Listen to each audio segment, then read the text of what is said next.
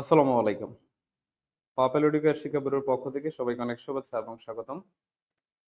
আশা করি আল্লাহর অশেষ রহমতে আপনারা সকলে ভালো আছেন এবং সুস্থ আছেন। আপনাদের দোয়ায় আমিও আলহামদুলিল্লাহ ভালো আছি। তো আজকে আমরা আলোচনা করতে যাচ্ছি আমাদের ম্যাথমেটিক্স এর সুপার সাজেশন ক্লাস। আজকের এই ক্লাসে বেসিক্যালি আমরা ম্যাথমেটিক্স এর সুপার সাজেশনটা নিয়ে কথা বলবো।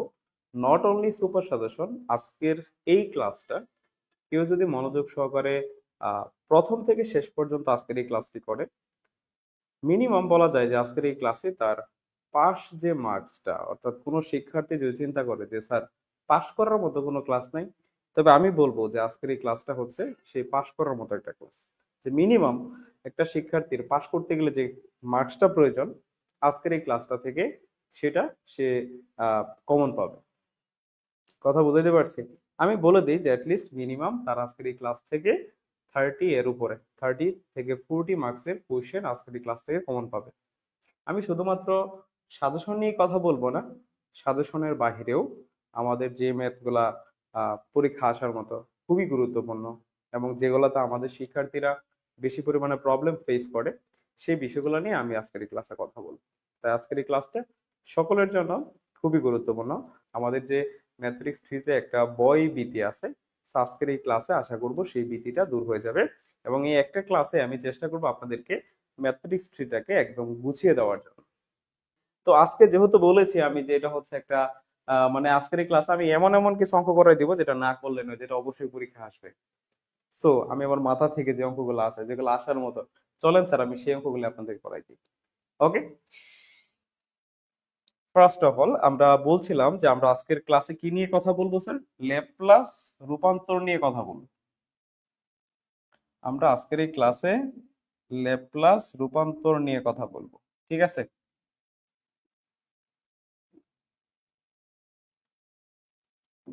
Laplace transformation.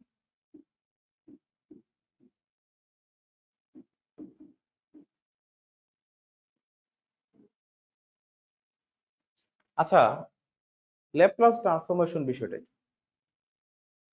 মানে আমরা বুঝতেছি যে একটা সূত্রের সাহায্যে আপনি কোনো একটা ফাংশনকে রূপান্তর করবেন। একটা সূত্রের সাহায্যে কোনো একটা ফাংশনকে কি করতে হবে? আমাকে স্যার ট্রান্সফর্ম করতে হবে, রূপান্তর করতে হবে, ঠিক আছে? সো সাপোজ মনে করেন, যদি এরকম একটা ফাংশন থাকে যে এফ অফ টি হচ্ছে একটা ফাংশন। এই যে এটা একটা ফাংশন, আমি ধরে নেই যে এফ অফ টি, এখানে অনেক কিছু আছে, যাই হোক আমরা অত কিছু নিয়ে চিন্তা করবো না, যে এফ অফ টি হচ্ছে একটা ফাংশন। তো এটার আগে আপনি যখন এল লিখে দিবেন, এটার আগে আপনি যখন কি লিখবেন স্যার? এল লিখবেন। দ্যাট মিন্স এটা দ্বারা বোঝানো হয়েছে যে আপনি এই ফাংশনটাকে কি করবেন? ল্যাপ্লাস ট্রান্সফর্ম করবেন, ল্যাপ্লাস রূপান্তর করবেন, ঠিক আছে? তাই এই এলটাকে আমরা সহজ ভাষায় বলি ল্যাপ্লাস রূপান্তরের কার্যকারক, ঠিক আছে? ল্যাপ্লাস রূপান্তর এর কার্যকারক, ঠিক আছে? তো এল এর মিনিংটা আমরা বুঝে গেলাম। এখন এটাকে স্যার একটু অন্যভাবে প্রকাশ করা যায়। এটাকে আপনি চাইলে এফ অফ এস এইভাবে প্রকাশ করতে পারেন, ঠিক আছে? এফ অফ এস এইভাবে প্রকাশ করতে পারেন। এইটুকুর মিনিং যা, এইটারও মিনিং যা, মানে দুইটার সেম মিনিং। একটু বেসিক না দিলে স্যার অঙ্ক ধরতে পারবেন না, এই জন্য একটু বেসিক দিচ্ছি। এবং আমি প্রথমে বলছিলাম যে ল্যাপ্লাস ট্রান্সফর্ম মানে কি? আপনি একটা ফাংশনকে রূপান্তর করবেন, কোন একটা সূত্র অনুযায়ী তো রূপান্তর করতে হবে, তাই না? কোন একটা কন্ডিশন তো অবশ্যই থাকবে, একটা কন্ডিশন অনুযায়ী আপনি রূপান্তর করবেন। তাই ল্যাপ্লাস রূপান্তরে কিন্তু স্যার একটা সূত্র আছে। সূত্রটা হচ্ছে integration of 0 to infinity e to the power minus at sorry minus st into f of t into dt। Sir এই হচ্ছে মূলত এইটাই হচ্ছে স্যার আমাদের একটা সূত্র। এটাই হচ্ছে কি স্যার আমাদের একটা সূত্র, যে ল্যাপ্লাস রূপান্তরের যে সূত্রটা কথা বলছিলাম, এটা হচ্ছে ঠিক আমাদের সেই সূত্রটা। যে ল্যাপ্লাস অফ এফ অফ টি, অর্থাৎ এফ অফ টি এর আমি যদি ল্যাপ্লাস রূপান্তর করতে চাই, সেক্ষেত্রে অবশ্যই আমাকে এই সূত্রটা অ্যাপ্লাই করে করতে হবে। কোন সূত্রে অ্যাপ্লাই করে করতে হবে স্যার? এই সূত্রে অ্যাপ্লাই করে করতে হবে। এখন আমাদের ল্যাপ্লাস রূপান্তর থেকে তো স্যার সূত্র আসতে পারে, অতি সংক্ষিপ্তের মধ্যে আসতে পারে। আপনাকে সরাসরি পরীক্ষার মধ্যে বলতে পারে যে স্যার ল্যাপ্লাস রূপান্তরের সূত্রটা লিখো, এভাবে আসতে পারে। অথবা বলতে পারে যে এল অফ এফ অফ টি সমান কত, এল অফ এফ অফ টি এটা সমান কত, তখন আপনি জাস্ট এটুকু লিখে দিবেন, দ্যাটস এনাফ। তাহলে অতি সংক্ষিপ্ত আমরা একটা কোশ্চেন পেয়ে গেলাম, এবং এটা খুবই ইম্পর্টেন্ট। এটা আপনি 3 স্টার দিয়ে রাখতে পারেন। তো এটা একটা সূত্রের মতো করে আপনি পড়তে পারেন। হয়ে গেল, একটা আমরা অতি সংক্ষিপ্ত পেয়ে গেলাম। তারপরে স্যার এখন পরীক্ষার মধ্যে আমাদের কি কি আসতে পারে দেখেন, আমরা 2 ক্যাটাগরিতে এখানে প্রশ্নটা সলভ করব। সংক্ষিপ্তর জন্য একটা, রচনামূলকের জন্য একটা। আমরা এটা আমি আগেই বলেছিলাম, আপনি যদি ম্যাথে ভালো করতে চান, এই ম্যাথমেটিক্স 3টাতে ভালো করতে চান, অবভিয়াসলি ইউ হ্যাভ টু, আপনাকে অবশ্যই করতে হবে কয়েকটা অধ্যায় সলভ করতে হবে। যেমন আমি বলছি, যারা ম্যাথমেটিক্স 3তে ভালো মার্কস পেতে চান, অবভিয়াসলি তারা এক থেকে এক থেকে 10 পর্যন্ত যে কয়টা অধ্যায় আছে, মানে প্রথম 10টা অধ্যায় এবং লাস্টের 15 নম্বর অধ্যায়, এইগুলা যদি কেউ করে তাহলে সে নিশ্চিত প্লাস পাবে। আর কেউ যদি 15 নম্বর চ্যাপ্টার বাদ দিয়ে 1 থেকে 10 পর্যন্ত করে, তাহলে তার এ গ্রেড আসার সম্ভাবনা আছে। এটা আমি বারবারই বলতেছি, এবং আমি সবসময় 15 নম্বর অধ্যায়টাকে গুরুত্ব দিই কেন স্যার, আপনি যদি আপনার প্রশ্ন প্রিভিয়াস ইয়ারের প্রশ্নগুলো অ্যানালাইসিস করেন, অবভিয়াসলি দেখবেন এই 15 চ্যাপ্টারটা থেকে, ল্যাপ্লাস রূপান্তর থেকে একটা সংক্ষিপ্ত এবং একটা রচনামূলক কোশ্চেন আমাদের প্রায়ই আসে। সেজন্য আমরা এই চ্যাপ্টারটাকে কখনো স্কিপ করতে পারবো না, এটাকে আমাদের পড়তেই হবে। ঠিক আছে, সেই জন্য আমরা আজকের এই ক্লাসে প্রথমতই, এবং এটাতেই ম্যাক্সিমাম শিক্ষার্থীদের প্রবলেমটা বেশি। এটা যেমন একটা 3 স্টার দেওয়া যায় এই অধ্যায়টার উপরে, ঠিক সেম ভাবে এই অধ্যায়টাই আমাদের ম্যাক্সিমাম শিক্ষার্থীদের কাছে কঠিন লাগে। কেননা আমরা অনেকে এই অধ্যায়টার কাছে নতুন, একদমই পারি না। এই যে আজকে ক্লাস করাচ্ছি, অনেক শিক্ষার্থী এমনও আছে যে আজকের আগে এই অধ্যায়টা কখনো ছুঁয়েও দেখে নাই। তা আমি আশাবাদী আজকের ক্লাসটা যদি সে প্রথম থেকে মনোযোগ সহকারে দেখে, তার কোনো সমস্যা থাকবে না। কি বুঝতে পারছি? এখন আমরা এই 15 অধ্যায়টা থেকে কি কি ম্যাথ করবো স্যার, আমি এখান থেকে কয়েকটা ম্যাথ বাছাই করছি, আমি বলে দিই কোন কোন ম্যাথ আপনি করবেন এখান থেকে। প্রথমত আপনি কয়েকটা প্রমাণ করবেন।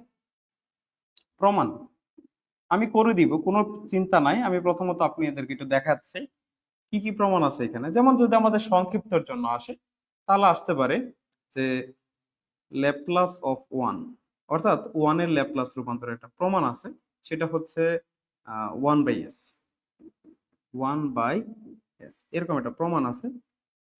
এ একটা প্রমাণ গেল। তারপরে আরো কিছু প্রমাণ আছে, এল অফ সাইন এটি, এল অফ কজ এটি। ঠিক আছে, এই কয়েকটা প্রমাণ একটু শিখবেন। আরেকটা লিখে দেই, এল অফ ই ইনভার্স এটি অথবা ই টু দি পাওয়ার এটি, এরকম আছে দুইটা। আর এখান থেকে আমরা দুইটা ম্যাথ করব। Math sine, sorry, cos square 63t, একই কথা। অথবা আপনি করতে পারেন সাইন স্কোয়ার 3t। এই যে এই দুইটা ম্যাথ রচনামূলকের জন্য।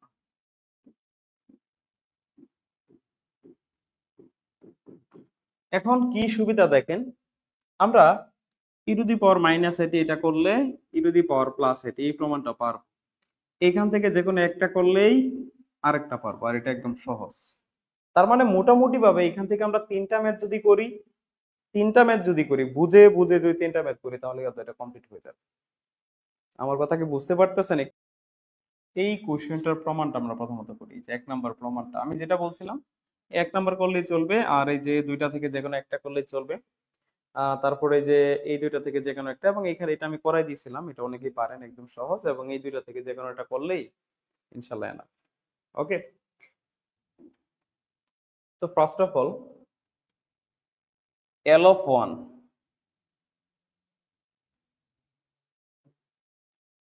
এটার আমরা মান কত আসে সেটা বের করি, বা প্রমাণ করো যে L of one is equal two 1/s। কিভাবে আসে সেটা দেখি। প্রথমত লিখে ফেলবেন যে আমরা জানি, আপনি কি জানেন বলেন তো? আপনি জানেন হচ্ছে L of F of T সমান সমান integration of 0 to infinity E to the power minus S T into F of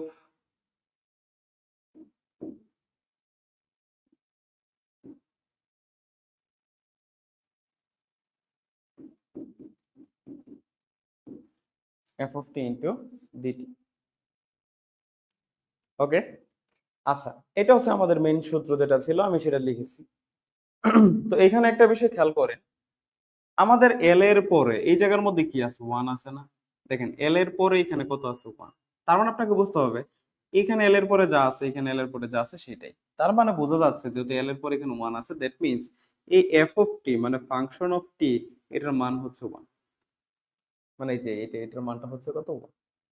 ঠিক আছে, মানে আমি ধরতে পারি যে function of T is equal two one.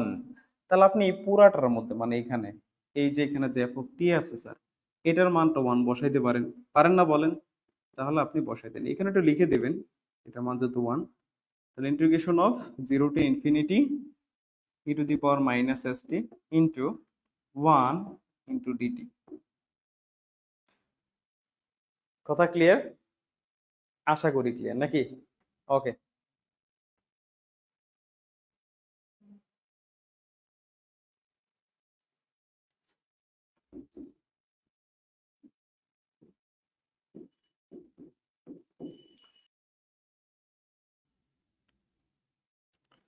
তো এখানে একটা বিষয় একটু বলি আপনাদেরকে স্যার, একটা বিষয় একটু বলি, সেটা হচ্ছে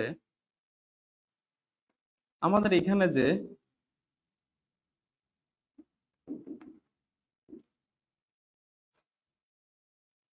এখানে যে আমাদের E to the power minus S T আছে, এটাকে যদি স্যার আমরা ইন্টিগ্রেশন করি আমাদের কি আসবে? এই যে স্যার আমি বলি ওয়ানের সাথে যদি এটা গুণ করেন সেম তো ওয়ানই হয়, এখানে ওয়ান কে লেখার কোনো প্রয়োজন আছে? নাই স্যার। তাহলে আমরা এখান থেকে চাইলে ওয়ানটা মুছে দিতে পারি। ঠিক আছে, আমি এই ওয়ানটাকে মুছে দিতে পারি। এখন কথা হচ্ছে স্যার, এখন কথা হচ্ছে আমাদের যে G to the power minus S T, আমরা যদি টি এর সাপেক্ষে মানে যে টি এর সাপেক্ষে এই ই এর ইন্টিগ্রেশনটা করি, ইন্টিগ্রেশনের সূত্রটা আমি বলি, E to the power M X into DX, অর্থাৎ এক্স এর সাপেক্ষে আপনি যদি E to the power M X কে ইন্টিগ্রেশন করেন, তার সূত্রটা হচ্ছে এরকম, উপরে হবে E to the power M X by M, এটা হচ্ছে তার সূত্র। তো সেম সূত্রটাতে এখানে অ্যাপ্লাই করা যায়। এখানে যেমন কত আছে দেখেন, E to the power minus S T আছে, তাহলে আপনি এই মাইনাস এসটাকে এম বিবেচনা করেন, এটার মতো করে এই যে এমটা বিবেচনা করেন, আর পরে তো চলক টি টি আছেই নাকি? তো সূত্র যদি অ্যাপ্লাই করি ওইটা কি হবে বলেন তো? এই যে এই এমটা কি নিচে যায় না স্যার, তাহলে মাইনাস এসটা নিচে আসবে, আর উপরে যা ছিল তাই হবে E to the power minus S T. এখন কথা হচ্ছে তাহলে ইন্টিগ্রেশন শেষ, কিন্তু এখানে কি আছে স্যার, লিমিটটা আছে, সেই জন্য থার্ড ব্র্যাকেট দিবেন, থার্ড ব্র্যাকেট দিয়ে লিমিটটা বসাই দিবেন। থার্ড ব্র্যাকেট দিয়ে কি বসাই দিবেন স্যার, লিমিটটা বসাই দিবেন। পরবর্তীতে স্যার, পরবর্তীতে এখানে দেখেন এই যে যে মাইনাস এসটা আছে, এটাকে কি আপনি বাইরে লিখতে পারেন না? এই মাইনাস এসটাকে আমরা বাইরে নিয়ে আসি, তাহলে এরকম করে লেখা যায় না, মাইনাস ওয়ান বাই এস, আর ভিতরে কি থাকে, E to the power minus S. Third bracket দেন, এখনো কিন্তু এখানে লিমিটটা আছে, লিমিটটা হচ্ছে 0 টু ইনফিনিটি। এইটুকু আশা করি সবার ক্লিয়ার। পরবর্তীতে স্যার,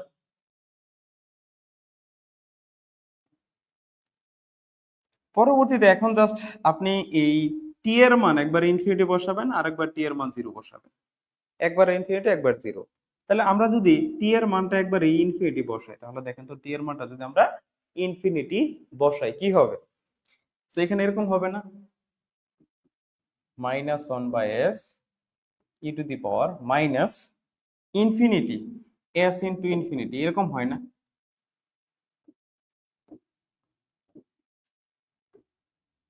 আমি বলি যখনই কোনো একটা ইন্টিগ্রেশনের লিমিট দেওয়া থাকবে, সেই ভ্যালুটা বসানোর ওয়েটা হচ্ছে এই যে এখানে যে চলকটা আছে, চলকের জায়গায় সেই লিমিটটা বসাবেন। তাহলে চলকটা হচ্ছে টি, তাহলে টি এর জায়গায় আমরা একবার ইনফিনিটি বসাবো আর একবার টি এর জায়গায় জিরো বসাবো, আর সূত্রের মাইনাস হচ্ছে দুইটা যখন মান বসাবেন মাঝখানের চিহ্নটা হবে মাইনাস। তাহলে এখন ইনফিনিটির সাথে আপনি যাই গুণ করেন সেটাই ইনফিনিটি, ইনফিনিটির সাথে আপনি যাই গুণ করবেন সেটা কি হয়ে যাবে, ইনফিনিটি হয়ে যাবে। তাহলে এখানে আলটিমেটলি কি দাঁড়ায়, E to the power minus infinity, এরকম হয় না? এবং এর উপরে যখন মাইনাস ইনফিনিটি পাওয়ার, তখন তার মানটা হচ্ছে শূন্য।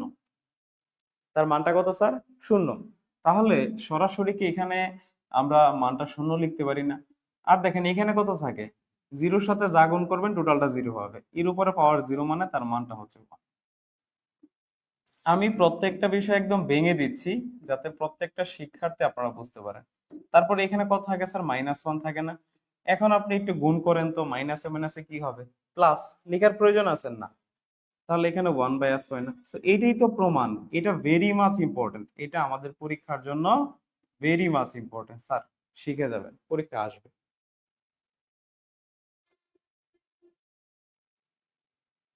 শিখে যাবেন, অবভিয়াসলি পরীক্ষা আসবে, অবভিয়াসলি পরীক্ষায় আসবে, কোনো মাফ নেই। তারপরে স্যার আমরা আরেকটা ম্যাথ করি নাকি?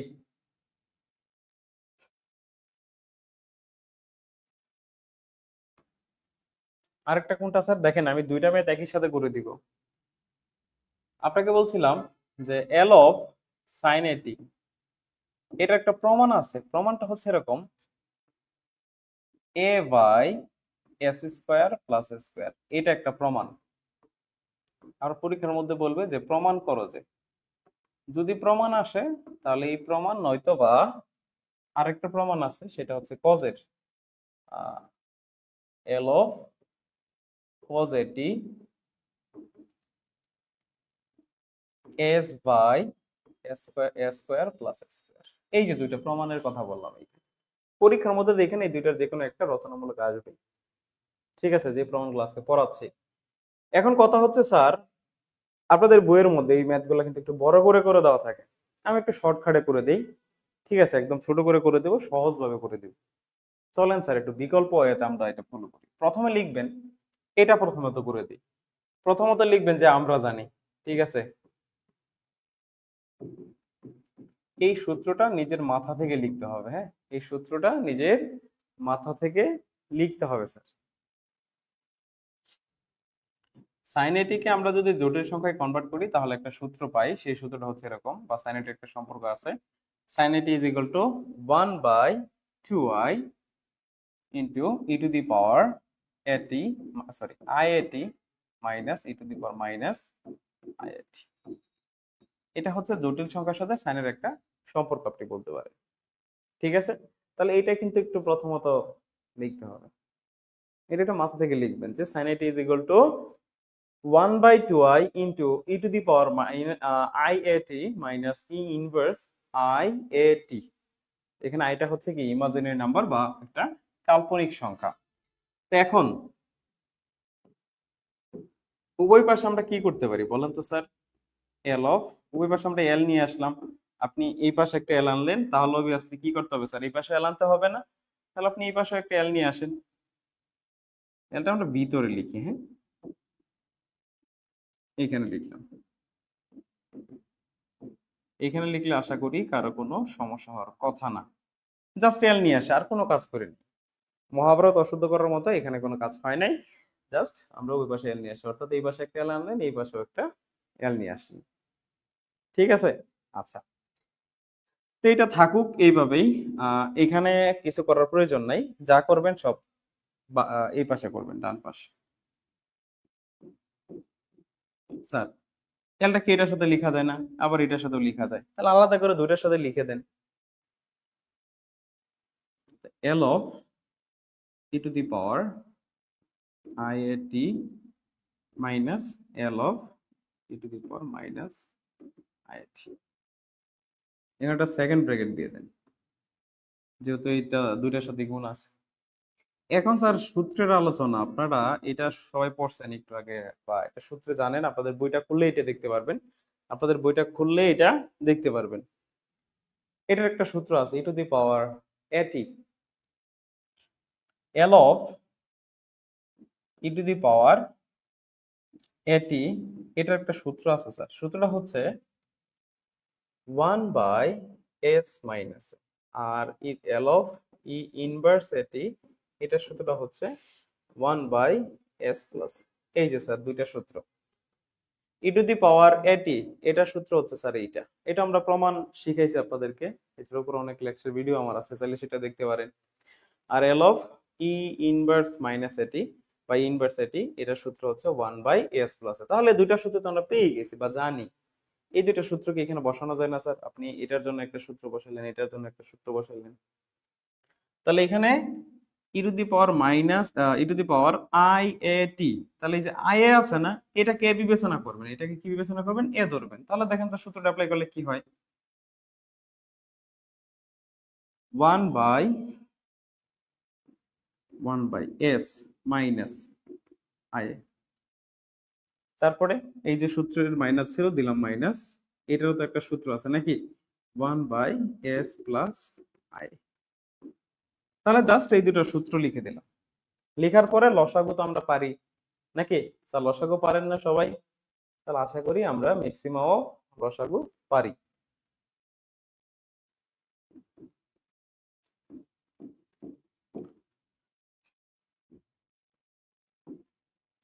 এস মাইনাস আই হবে এখানে, আর এখানে হবে এস প্লাস আই। ওকে, তারপরে এটা টাকাটা এটা থাকে, S plus I A minus এটা টাকাটা এটা থাকে, তাহলে মাইনাস দ্বারা গুণ করলে মাইনাস এস হবে আর প্লাস আই এ হবে। এটা আশা করি সবাই পারেন। আর নিচে একটা সূত্র পড়ে, দেখেন নিচে একটা সূত্র পড়ে এ স্কোয়ার মাইনাস বি স্কোয়ার, আর উপরে দেখেন মাইনাস এস প্লাস এর এস কাটা যায়, তার মানে এখানে কয়টা এ থাকে? দুইটা আই এ থাকে। ওকে, আচ্ছা, তাহলে এই টু আই কেটে দিতে পারেন, সো আলটিমেটলি উপরে থাকে শুধু একটা এ, আর নিচে কি থাকবে স্যার? নিচে S square minus I square A square. এখন আপনারা যারা জটিল সংখ্যা পড়েছিলেন ফার্স্ট সেমিস্টারে ম্যাথমেটিক্স 1 এর মধ্যে, তারা সকলেই জানেন যে আই স্কোয়ার এটার মান হচ্ছে -1। এই যে আই স্কোয়ার এটার মানটা কত স্যার? -1 না? এখানে তো লেখা যায় নাকি বলেন? এই যে আই স্কোয়ার আছে, এখানে -1 লেখা যায় না? লিখে দেন। তাহলে আপনি যদি লিখেন দেখেন তো এরকম হয় না, S square minus -1 into S, minus minus মিলিত হয়ে কি হয়ে যাবে স্যার? প্লাস হয়ে যাবে, তার মানে A by S square plus square. Sir এইটাই তো প্রমাণিত নাকি? এটাই তো আমাদের কি স্যার? প্রমাণ। এটাই তো আমাদের কি স্যার? প্রমাণ। ঠিক আছে, পারবেন? ইনশাল্লাহ পারার কথা। এখন কোন শিক্ষার্থী যদি এটা পারে, অনায়াসে এটা পারে। আমি একটু ধরাই দিব, জাস্ট খালি একটু ধরাই দিব, তারপরে বাকিটুকু আপনিই পারবেন। স্যার এখন আমরা ওই ম্যাথটা দেখাই, হ্যাঁ। কজের ক্ষেত্রে আপনারা কি করবেন দেখেন। কজের ক্ষেত্রে আপনাদের ওইটা হচ্ছে, প্রথমত এই সূত্রটা লিখবেন। কজের সূত্রটা একটু চেঞ্জ। আমরা জানি কজ এটি সমান সমান half of E to the power IIT plus E inverse IIT. এটা হচ্ছে কজের ক্ষেত্রে সূত্র। সাইনের ক্ষেত্রে জাস্ট এখানে একটা মাইনাস ছিল, বাট এটার ক্ষেত্রে দেখেন, সরি এখানে একটা আই ছিল, এটার ক্ষেত্রে কিন্তু কোনো আই নাই, জাস্ট হাফ অফ লিখবেন। ঠিক আছে, আর এটার ক্ষেত্রে এখানে মাইনাস ছিল, এখানে কিন্তু প্লাস, এইটুকুই তফাৎ। এর পরবর্তীতে আপনি কি কাজ করবেন? এই পাশে একটা এল নিয়ে আসবেন, এই পাশেও একটা এল নিয়ে আসবেন। ঠিক আছে, তারপরে এই দুটো এল কি করে দিবেন স্যার? দুইটার সাথে দিয়ে দিবেন, অর্থাৎ এল of E to the power IIT plus L of E inverse IIT. ঠিক আছে, সো এই তো, পরে বাদ বাকিটুকু নিজে করে ফেলুন। বলেন খুব কঠিন? স্যার চলেন আমরা তাহলে দুইটা ম্যাথ একই সাথে করে ফেললাম। এই দুটো প্রমাণ খুবই গুরুত্বপূর্ণ। আর নিজ দায়িত্বে ই টু দি পাওয়ার যে প্রমাণটা ছিল, আমি যে দুটো প্রমাণ দেখাইছিলাম আপনাদেরকে, একটু আগে প্রমাণ লিখছিলাম, আর দুটো প্রমাণ এটা একটু নিজেরা করে নিবেন নিজ দায়িত্বে। প্রমাণ করো যে, এটা এত একটা ইম্পর্টেন্ট না, তারপরে কইরা যায়েন যার মন চায়। এল of E to the power এটি 1/s মাইনাস এ, আর এটা হচ্ছে এল অফ ই ইনভার্স এটি সমান সমান হচ্ছে 1/s প্লাস। স্যার এই যে দুইটা প্রমাণ শিখে যাবেন, বুঝছেন? এই দুটো প্রমাণ একটু শিখে যাবেন। কাজ হয়ে যাবে। তাহলে প্রমাণের যে বিষয়টা ছিল, প্রমাণ থেকে আমরা এই বিষয়গুলা পড়বো। প্রথমত একটা পড়াই দিলাম, এখন দুইটা পড়াইলাম, আর নিচে দুইটা দিয়ে দিলাম আপনাদেরকে। ল্যাপ্লাস রূপান্তর থেকে প্রমাণের জন্য এইটুকু এনাফ, প্রমাণের জন্য আমাদের এইটুকুই এনাফ। কিন্তু আমরা আরো এখানে দুইটা ম্যাথের কথা বলেছিলাম।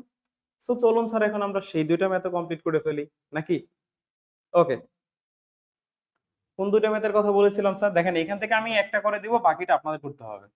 একটা বলছিলাম যে cos স্কয়ার 3t, এই হচ্ছে একটা ম্যাথ। পরীক্ষার মধ্যে কেমনে আসবে? এভাবে বলবে যে এটার মান বের করো। আর আরেকটা ম্যাথ হচ্ছে এরকম, L of sin square 3t, এটার মান কত? এরকম ভাবে আমাদের পরীক্ষার মধ্যে আসতে পারে, বলতে পারে যে এটার মান বের করো অথবা এটার মান বের করো। দুইটা ম্যাথ সেম, এখানে জাস্ট cos স্কয়ার, এখানে জাস্ট sin স্কয়ার। দেখেন 3t 3t, তার মানে একটা পারলে আপনি একটা পারবেন। তো সাইনেরটা যেহেতু মোটামুটি সহজ হয়, আমি চলেন স্যার কজেরটা করে দেই। স্যার প্রথমত এই অঙ্কটা করার জন্য আপনি লিখবেন যে cos square 3t। Okay sir, এখানে আমরা একটা সূত্র অ্যাপ্লাই করতে চাই। আমি যদি এটা সামনে এরকম একটা কাজ করি, হাফ দিলাম আবার 2ও দিলাম, তাহলে কি আমার কোনো চেঞ্জ আসবে এখানে? বলেন তো। আসার কথা না, তাই না? কারণ আমি এটা একটা সূত্র অ্যাপ্লাই করার জন্য এই কাজটা করতেছি। এই যে দেখেন, আমি 2 দ্বারা গুণ দিছি, আবার 2 দ্বারা ভাগও করছি। তার মানে আপনি যদি 2 আর 2 কেটে দেন, তার মানে তো আগের লাইনটাই পাওয়া যায়, মানে এই যে cos স্কয়ার 3d থাকে, থাকে না বলেন? তো এটা কেন লিখলাম? তার কারণ হচ্ছে আপনারা সকলেই অবগত আছেন যে 2 cos স্কয়ার a, এটার একটা সূত্র আছে, সেটা হচ্ছে 1 প্লাস cos 2a। আছে না স্যার? আছে কিনা? তাহলে এই যে 2 cos স্কয়ার a সমান হচ্ছে 1 প্লাস cos 2a, তো এই সূত্রটাই স্যার এই যে এখানে এখন লিখবো আমরা। তাহলে যদি আপনি লিখেন সেক্ষেত্রে কি আসবে? Half of 1 plus cos 2a, তাহলে 2 ইন্টু 3t। স্যার কত হয়? Half of 1 plus cos 6t। এটা হচ্ছে কার ভ্যালু বলেন তো স্যার? cos স্কয়ার 3t এর ভ্যালু। তাহলে আমরা সূত্র অ্যাপ্লাই করার পরে এই অংশটা পাইছি। সূত্র অ্যাপ্লাই করার পরে স্যার আমরা এই অংশটা পাইলাম। এখন স্যার কি বের করতে বলছে? L of 3 cos square 3t। তাহলে আপনি কি করবেন স্যার? এই বাম পাশে একটা L নিয়ে আসবেন, আবার ডান পাশে একটা L নিয়ে আসবেন, বা এটাকে আমরা ল্যাপ্লাস রূপান্তর করে পাই, এই কথাটা লিখতে পারেন। তাহলে লিখেন L of cos square 3t is equal two, half তো লিখে দিলাম আগে, L অফ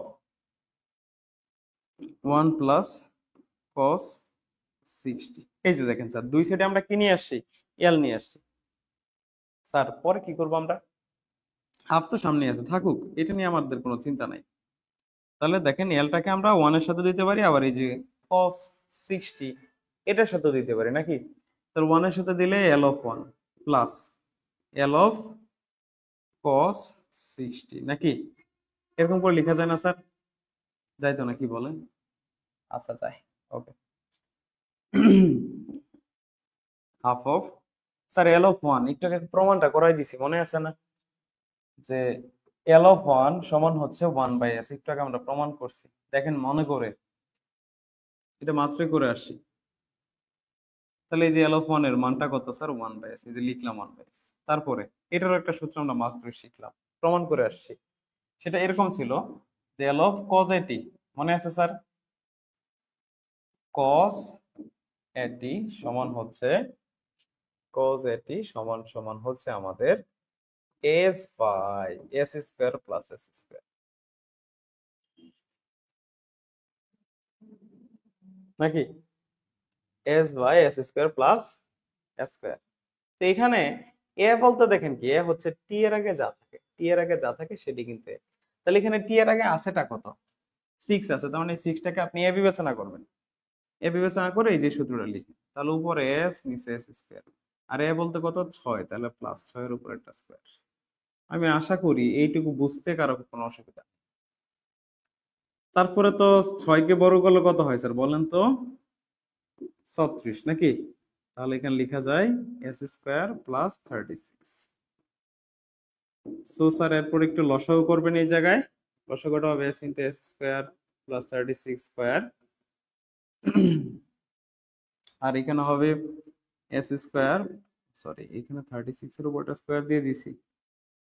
আচ্ছা, S square plus 36 plus S square.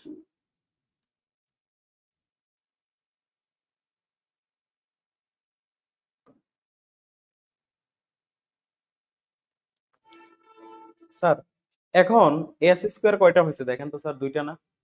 তাহলে এখানে এস স্কোয়ার কয়টা হলো আমাদের? দুইটা। হাফ অফ দুইটা এস স্কোয়ার, আর এখানে হচ্ছে আমাদের 36, আর নিচে হচ্ছে এস স্কোয়ার প্লাস 36। স্যার উপর থেকে দুই কমন নেওয়া যায়।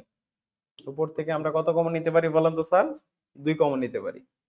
তাহলে উপর থেকে যদি দুইটা কমন নেন তাহলে এখানে থাকবে এস স্কোয়ার প্লাস 18, আর নিচে এস স্কোয়ার প্লাস 36। স্যার তাহলে এখানে এই টু আর এই টু কিন্তু কেটে দেওয়া যায়।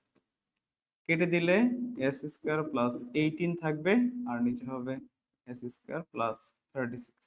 ঠিক আছে? সো এটি হচ্ছে আপনার আনসার। এটাই কি স্যার আপনার আনসার? এটা যদি আমরা পারি তাহলে আমি নিশ্চিতভাবে বলতে পারি যে আরেকটা ম্যাথ যে আমাদের ছিল, যে L of sine square thirty, এই প্রমাণটা পারবে, এই প্রমাণটা আপনারা পারবেন। ঠিক আছে? এটার ম্যাথটাও ঠিক সেম একই ক্যাটাগরিতে করবেন। প্রথমত এটা একটু ভেঙে নিতে হবে। দেখেন আমরা এই ম্যাথটা যখন করেছি তখন কিন্তু এটা আমরা ভেঙে নিয়েছিলাম, মনে আছে স্যার? এই যে স্যার এখানে দেখেন আমরা ভেঙে নিয়েছি প্রথমতই। ঠিক আছে?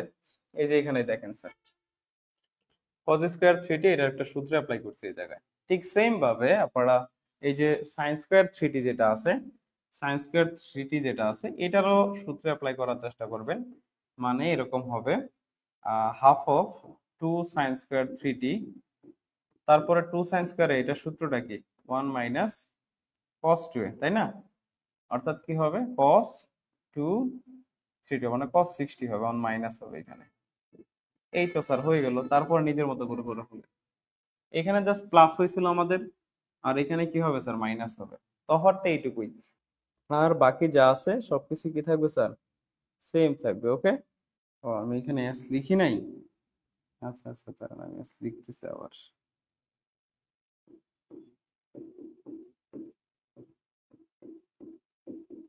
ভুলের কিছু নাই রে ভাই, এখানে এসটা লিখি নাই, এসটা সবাই লিখে দিবেন। ঠিক আছে? ওকে, এখন ঠিক আছে।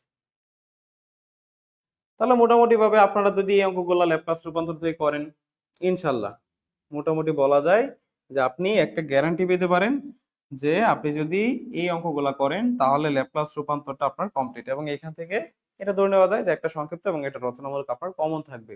এটা 100%। পরীক্ষার মধ্যে আর কি কি অঙ্ক আসতে পারে স্যার?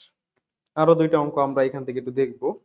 আমি ডাক্তার লিখে করাচ্ছি, এটা বলতে পারেন যে এটা বাহির থেকে করাচ্ছি, এরকম একটা বিষয়। আপনাদের সিঁড়ির অঙ্ক আছে, এই সিঁড়ির অঙ্কগুলা পরীক্ষার মধ্যে প্রায়ই আসে। সিঁড়ির অঙ্ক এবং এই সিঁড়ির যে পেঁচানো সিঁড়ির যে অঙ্কগুলো আছে সেটা অনেকেই পারি না আমরা, হ্যাঁ সেটা অনেকেই পারি না। দেখেন সিঁড়ির কিছু অঙ্ক করাই এখন।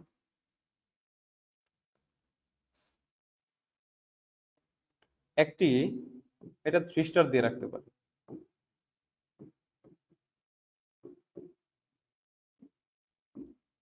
একটি ঘোরানো সিঁড়ির ব্যাস 2 মিটার, এর খাড়া উচ্চতা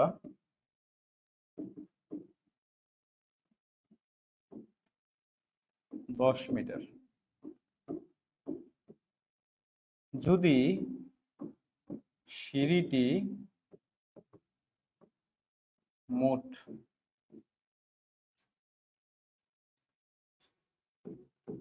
5 পাক ঘুরে থাকে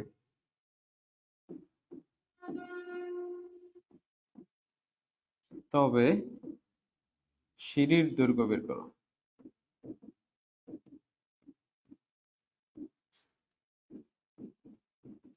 অর্থাৎ এই ম্যাথটার মধ্যে স্যার কি বলছে এখানে, অনেক শিক্ষার্থী আছেন যারা সিভিল ইঞ্জিনিয়ার হবেন বা যারা সিভিলে আছেন, তাদের জন্য এই অঙ্কটা খুবই গুরুত্বপূর্ণ, ঠিক না? এটা ভবিষ্যতে বাস্তবিক কাজে আপনাদের লাগবে। এটা ইন ফিউচারে আপনার বাস্তবিক কাজেও লাগবে। এটা ঘুরানো সিঁড়ির অঙ্ক। আমি অঙ্কের একটু বেসিকটা বলি। এটা ধরেন সাপোজ সিঁড়ির এরিয়া, এটা ধরেন সিঁড়ির এরিয়া। সিঁড়ি কিন্তু একটা নির্দিষ্ট এরিয়া থাকে নাকি? এখন একটা ঘুরানো সিঁড়ির কথা বলছি কিন্তু এখানে, তার মানে সিঁড়িটা এখান থেকে উঠে, আচ্ছা আমার অঙ্কন কিন্তু বেশি একটা ভালো নাও হইতে পারে। একটা সিঁড়ি ঘুরে পাবে এরকম কয়টা প্যাচ খাইছে বলেন তো স্যার? 5টা প্যাচ খাইছে। কয়টা প্যাচ খাইছে স্যার? 5টা। এখানে 5টা দেখা যাচ্ছে না, সাপের মতো দেখা যাচ্ছে। তো এটা অবভিয়াসলি সাপের মতো না, এটা ঘুরানো সিঁড়ির হবে আর কি। হ্যাঁ, এটা এটা এইভাবে ঘুরে এইভাবে উঠছে আর কি। এবং এটার হাইট, 5টা যে আহ, পাক খাইছে, 5টা পাকের দৈর্ঘ্য হচ্ছে, এবার টোটালি হাইট হচ্ছে বা উচ্চতা হচ্ছে কত মিটার স্যার? 10 মিটার। তার মানে উচ্চতা আপনি বলতে পারেন, উচ্চতা আপনি কত বলতে পারেন? 10 মিটার। 5টা পাকের উচ্চতা হচ্ছে 10 মিটার। তাহলে স্যার একটা পাকের উচ্চতা কত, কত মিটার আসে স্যার? 2 মিটার। এবং সিঁড়িটা যদি একটা রাউন্ড সিঁড়ি বা পেঁচানো ঘুরানো সিঁড়ি যাই বলেন, পেঁচানো সিঁড়ি, তাহলে নিচের অংশ কি একটা মানে বৃত্তাকার অংশের মতো না স্যার? মানে আমি আরো সহজ ভাষায় যদি বলি, এই যে আপনি সিঁড়িটাকে, এই যে আপনি যে সিঁড়িটাকে এটা ধরেন তার গ্রাউন্ড, এখান থেকে তো আপনি কি করছেন? এক প্যাচ ঘুরাইছেন, তাই না? এখন আপনি যদি এই অংশটাকে, এটার মাথাটাকে যদি এটার মাথার সাথে লাগাই দেন, এটার মাথাকে এটার মাথার সাথে যদি লাগাই দেন, তাহলে অবভিয়াসলি সেটা কি হয়ে যাবে স্যার? একটা বৃত্ত হয়ে যাবে। মানে এই প্রান্তটা, ভূমিটা কি হবে স্যার? একটা বৃত্তাকার অংশের মতো হবে, একটা বৃত্তের মতো হবে, তাই না? এবং এই যে যে বৃত্তের কথাটা বলছি, তার ভূমিটার কথা বলছি, এই ভূমির ব্যাসটা হচ্ছে 2 মিটার। ঠিক আছে, এই বৃত্তের বা এই বৃত্তাকার যে এটা আছে, যেহেতু এটা পেঁচানো সিঁড়ির কথা বলছে, রাউন্ডিং একটা সিঁড়ি, এটার ব্যাসটা হচ্ছে 2 মিটার। তাহলে এই যে যে পেঁচায় পেঁচায় সিঁড়িটা গেছে, এই সিঁড়িটাকে যদি সোজা করেন আপনি, এই যে 5টা প্যাক দিয়ে যে সিঁড়িটা গেছে এটাকে যদি সোজা করেন, তাহলে তার দৈর্ঘ্য কত হবে সেটা আপনাকে বের করতে বলছে। এখন যারা সিভিল টেকনোলজিতে আছেন, তো আপনারাও তো ভবিষ্যতে অনেক বাড়ির ডিজাইন টিজাইন করবেন, তাই না? এখন একটা সিঁড়ি যদি এরকম বানাইতে দেয়, যে আপনাকে বললো যে সিঁড়িটা উচ্চতা উচ্চতা কত মিটার হবে? 10 মিটার হবে। 5 তলা একটা সিঁড়ি, এখানে 5টা প্যাচ ঘুরবে, তাহলে বলেন স্যার এটা লেন্থ কত হবে? এবার যদি সিঁড়িটা আমি যদি সোজা করে ফেলি, একদম এই যে পেঁচানো না দিয়ে একদম যদি সোজা করে ফেলি, তাহলে কতটুকু দৈর্ঘ্য হবে? So, এখন যারা যদি এই অঙ্কটা ভালো করে না পারেন, পরবর্তীতে করতে পারবেন? বলেন। সো অঙ্কের থিমটা আগে আমাদের বুঝতে হবে। এবং এই অঙ্কটা আমি প্রথমে বলছি এটা একটা 3 স্টার মার্কস অঙ্ক, এটা পরীক্ষা আসবে। আজকের ক্লাসে যেগুলো করাচ্ছি এগুলো থেকে পরীক্ষার মধ্যে প্রশ্ন থাকবে। এখান থেকে আমি আরেকটা ম্যাথ আপনাদেরকে দিয়ে দিব হোমওয়ার্ক, ঠিক আছে? সো এখন কিছু ট্রাম আছে নাকি? এখন কিছু ট্রাম আপনি এখান থেকে একটু মনে রাখার চেষ্টা করেন। সেটা হচ্ছে, আমি তো এখানে কয়টা প্যাচের কথা বলছি? 10টা প্যাচ। আমার 10টা প্যাচ নিয়ে কথা বলার দরকার নাই। আমি একটা প্যাচের দৈর্ঘ্য কত হয় সেটা আলোচনা করবো। ধরেন আমি 10টা প্যাচ বাদ দিলাম। আমি এখানে দেখছি যে এই টোটাল 10টা প্যাচের উচ্চতা মানে সিঁড়ি খাড়া উচ্চতাটা কত? এখানে বলা আছে খাড়া উচ্চতা। খাড়া উচ্চতা মানে এখান থেকে এই পর্যন্ত ডিস্টেন্স হচ্ছে 10। কয়টা কয়টা পাকের কথা বলছে? 5টা পাকের কথা বলছে না? 5 পাক ঘুরে, তাহলে এক পাকের দৈর্ঘ্য, তাহলে এক পাক কোন থেকে কোন পর্যন্ত হয় বলেন তো? এই যে এই জায়গা থেকে এই জায়গা পর্যন্ত, এই যে এই জায়গা থেকে এই জায়গায় পর্যন্ত হচ্ছে এক পাক। তাহলে উপরে ঢুকাম, বাদ দিই। এই এক পাকের খাড়া উচ্চতা কত মিটার স্যার? 10 মিটার। Sorry 2 meter. তাহলে এক পাকের খাড়া উচ্চতা, তার মানে দ্যাট মিনস আপনার এই যে এই পর্যন্ত দেখেন স্যার, এই যে এই পর্যন্ত এইটুক হচ্ছে 2 মিটার। আর এই যে যেহেতু তার ভূমিটা এরকম একটা রাউন্ড শেপ থাকবে, মানে একটা বৃত্তের মতো থাকবে, বৃত্ত থাকবে, এই বৃত্তের ব্যাসটা দেওয়া আছে কয় মিটার? 2 মিটার। তাহলে ব্যাস মানে 2r, সেখান থেকে কি ব্যাসার্ধ বের করা যায় না? যাইতো নাকি? এখন সিঁড়িটা আর এরকম থাকবে না, পেছানো থাকবে না, আমি সোজা করার চেষ্টা করি। দেখেন আমি কি করব স্যার? সোজা করার চেষ্টা করবো স্যার। দেখেন এই যে ভূমি যেটা ছিল এটা তো রাউন্ড শেপ, তাই না? বৃত্তের মতো। এখন আমি স্যার এইটাকে কি করলাম? মনে করেন আমি এই মাথাটা, স্যার আমি এই মাথাটা এই যে এখান থেকে কেটে ফেলছি। ওই কই চলে গেল? স্যার দেখেন, এই মাথাটা এখান থেকে কেটে ফেলছি। এই যে রাউন্ড যে শেপটা আছে, এই রাউন্ড শেপের এখান থেকে কেটে ফেলছি। কেটে এই মাথাটাকে আমি সোজা করে ফেললাম। এই যে রাউন্ড শেপটাকে আমি কি করলাম স্যার? সোজা করে ফেলছি। তা রাউন্ড শেপটাকে আপনি যখন সোজা করবেন তখন এটা এরকম হয়ে যাবে না? এই যে সোজা করে ফেলছি। কোন মাথাটা সোজা করছি? এই যে রাউন্ড শেপটা যেটা ছিল এটা। তাহলে এই যে রাউন্ড শেপ যেটা, এটাকে তো আমি সোজা করছি নাকি?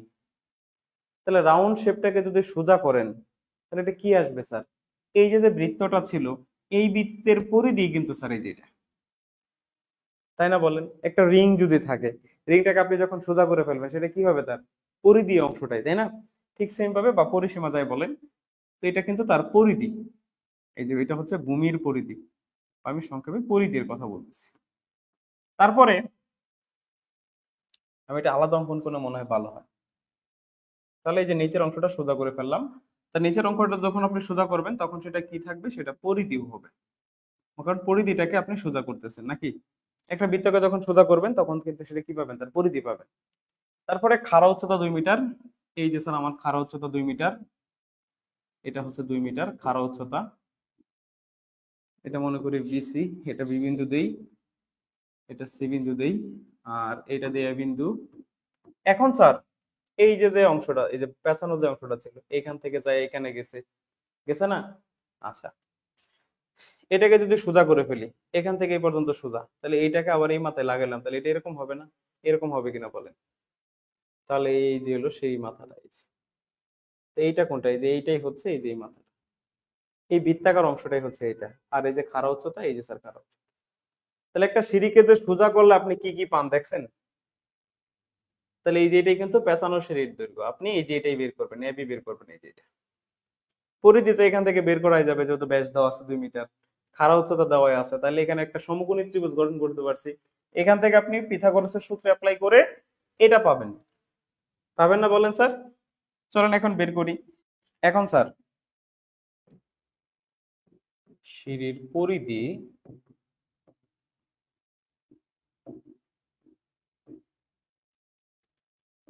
2 পাই আর মিটার। স্যার দেখেন, 2 পাই আর এর মানে 1, স্যার 1 পাইলাম কই থেকে? এই যে যে নিচে যে বৃত্তাকার ছিল, এই বৃত্তের ব্যাসটা কত ছিল? 2 মিটার। তাহলে ব্যাস যদি 2 মিটার হয়, বলেন তো ব্যাসার্ধ কত হবে? 2/2 মানে কি 1 মিটার না স্যার? বলেন। এটা তো বোঝাই দেওয়া লাগে না, এটা তো নিজেরাই পারেন। তাহলে আমরা আর এর মান কত লিখলাম স্যার? 1 লিখলাম, তার মানে এখানে 2 পাই মিটার আসবে। 2 পাই মিটার। তাহলে আমরা এই যে পরিধি যেটা ছিল, এই পরিধি পাইলাম 2 পাই। এই যে স্যার, পাইছি। এখন এবিসি ত্রিভুজে পিথাগোরাসের সূত্র অনুযায়ী ত্রিভুজ এ বি সি এ, AB square is equal to BC square plus S square. Sir বিসির মানটা হচ্ছে 2 পাই, এস এর মানটা হচ্ছে কত? 2। তাহলে এখানে হবে 4 পাই স্কোয়ার, আর এটা হবে 4, যত আসে আর কি। হ্যাঁ, এখান থেকে এবি এর একটা মান পাবেন, রুট ওভার করলে এটাকে রুট ওভার করলে একটা মান পাবেন, যত আসে আর কি। রুট ওভার করলে কত আসে আমি একটু দেখি তো। রুট ওভার করলে স্যার আমাদের আসবে 6.6 মিটার। 6.6 মিটার।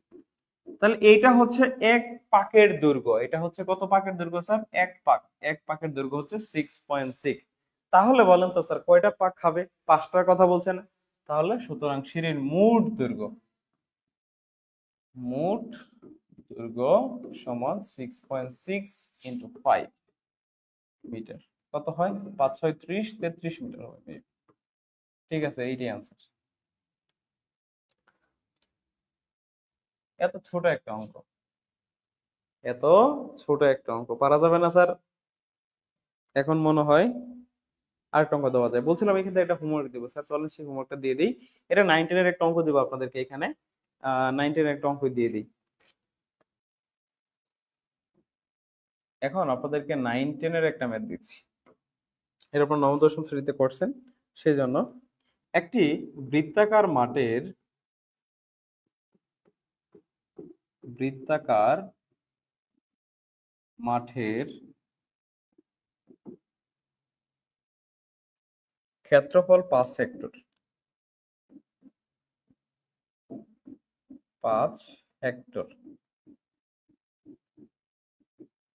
তারপরে বলছে মাঠের ভিতর, মাঠের ভিতর চারদিকে সীমানা ঘেঁষে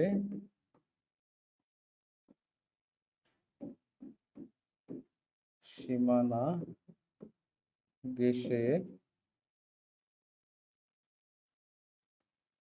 সমান বিস্তার বিশিষ্ট একটা পথ আছে। সমান বিস্তার বিশিষ্ট একটি পথ আছে।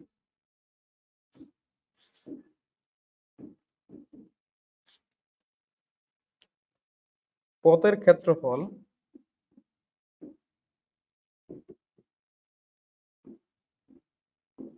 মাঠের ক্ষেত্রফলের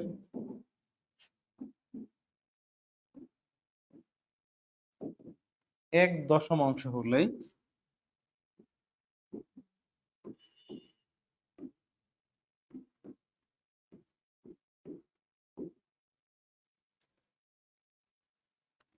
পথের বিস্তার কত?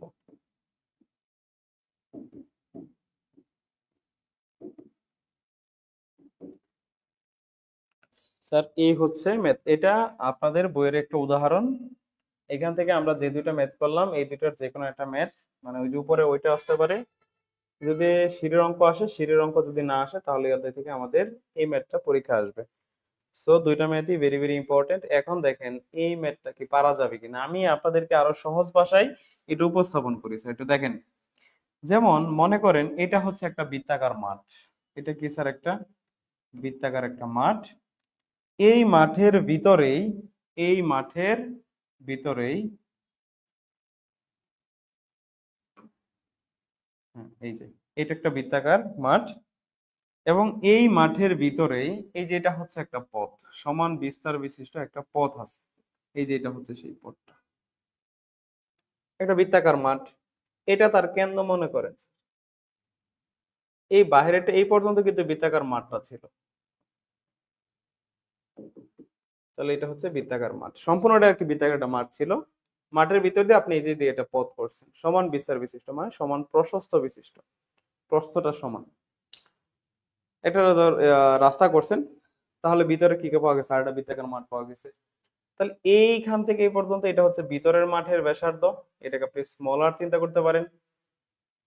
আর আর হচ্ছে স্যার, আর হচ্ছে এখান থেকে ঠিক এই পর্যন্ত, অর্থাৎ এই টোটালটাই, যদি টোটালটার কথা বলি তাহলে এটা হচ্ছে আপনার বাহিরের যে বড় বৃত্তাকার মাঠটা আছে সেটার ব্যাসার্ধ, অর্থাৎ টোটালটার ব্যাসার্ধ। তো এখান থেকে একদম এই পর্যন্ত এটা হচ্ছে আমাদের এই বড় বৃত্তাকার মাঠের ব্যাসার্ধ। আর এখান থেকে এই যে পর্যন্ত এটা হচ্ছে আমাদের এই ভিতরে যে মাঠটা আছে সেটার ব্যাসার্ধ। তাহলে আপনি যদি এই বড়টা থেকে, বড়টা তো একদম সম্পূর্ণ নাকি, এই বড়টা থেকে স্যার এই ছোটটা যদি বাদ দেন তাহলে এই পথের বিস্তার পাওয়া যায় না, যায় কিনা স্যার? তার মানে আপনার এই অঙ্কের মধ্যে বলা আছে কি বের করতে বলছে? এই যে এইটা বের করতে বলছে। কেমনে বের করবেন স্যার? সহজই তো নাকি? এবং এই পথের ক্ষেত্রফল দেওয়া আছে স্যার। এখানে বলছে, এখানে বলছে যে এটার ক্ষেত্রফল, এই বৃত্তাকার মাঠের ক্ষেত্রফল হচ্ছে 5 হেক্টর। 5 হেক্টর। 5 হেক্টরটাকে অবশ্যই বর্গ মিটারে কনভার্ট করেন, তাহলে 5 × 10,000, 5 × 10,000 বর্গ মিটার। তাহলে 5 × 10,000 কত হয়? 50,000। তাহলে হচ্ছে 50,000 বর্গ মিটার এটা হচ্ছে ক্ষেত্রফল। এটা হচ্ছে টোটালটার, মানে বড় যে বৃত্তাকার মাঠটা ছিল সেটার ক্ষেত্রফল। এখন আপনি ছোট বৃত্তাকার মাঠের ক্ষেত্রফল বের করবেন, তারপরে শর্ত মতো সাজায় দিয়ে লিখে ফেলবেন, তারপর সেখান থেকে পথের ক্ষেত্রফল চলে আসবে। তো আশা করি এই অঙ্কটা সবাই করতে পারবেন, নাকি সমস্যা হবে স্যার? এটা আমরা যেহেতু 9-10 করেছি সেই জন্য আমি পড়াই দিলাম না, পরের অংশটুকু নিজেরাই করতে পারবেন। পরের অংশ আশা করি নিজেরাই করা যাবে। এই যে যে বৃত্ত, বৃত্তফল এবং বৃত্তাংশের ক্ষেত্রফল, এই অধ্যায়টা আশা করি স্যার আমাদের কমপ্লিট নাকি? আমরা এই অধ্যায় থেকে অঙ্কগুলা করব ইনশাল্লাহ। আচ্ছা, আয়তাকার ঘনবস্তু থেকে একটা ম্যাথ আপনাদের দেওয়া প্রয়োজন নাকি? আচ্ছা, আয়তাকার ঘনবস্তু তো আমরা করেছিলাম মনে হয় রিসেন্টলি। সো তারপরে এখান থেকে একটা ম্যাথ দিতে হয়, তাই না? আয়তাকার ঘনবস্তু থেকে স্যার পরের যে অধ্যায়টা আছে এখান থেকে, আচ্ছা এটা আমরা পরেই দিই, হ্যাঁ। আগে সহজ একটা ম্যাথ দিই স্যার, দেখেন।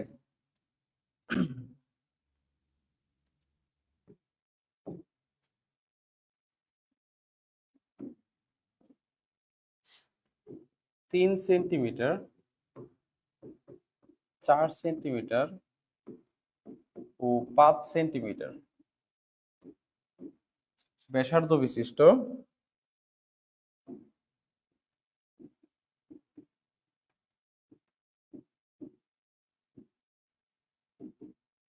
তিনটি গোলক বল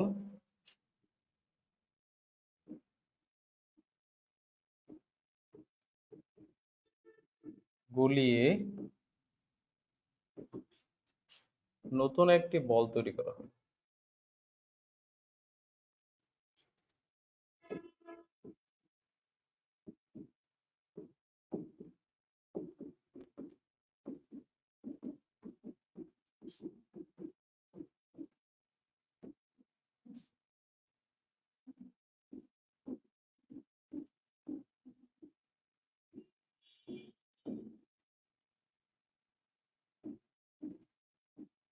নতুন বলের ব্যাসার্ধ বের করো। ঠিক আছে স্যার, চলুন। এখানে যে কথা বলছে স্যার, দেখেন তিনটা গোলক বলের কথা বলছে। কয়টা গোলক বল স্যার? তিনটা টোটাল। আমি দেখেন, এই একটা গোলক বল ছোট, এটা একটু বড়, এটা হচ্ছে আর একটু বড়। এরকম কয়টা বল আছে স্যার? তিনটা বল আছে, হ্যাঁ। এবং এই তিনটার সংমিশ্রণে আপনি যে নতুন বলটা তৈরি করছেন, এটার ব্যাসার্ধ হচ্ছে কত সেন্টিমিটার? 3। এটার ব্যাসার্ধ হচ্ছে 3 সেন্টিমিটার। এটার ব্যাসার্ধ হচ্ছে 4 সেন্টিমিটার। এটার ব্যাসার্ধ হচ্ছে 5 সেন্টিমিটার। এই তিনটা গোলক কি করছেন স্যার? আপনি গলাইছেন। গলায়া নতুন একটা গোলক বলে যেটা তৈরি করছেন। তাহলে স্যার এই গোলকেরও তো একটা ব্যাসার্ধ আছে নাকি? এই গোলকের ব্যাসার্ধটা কত?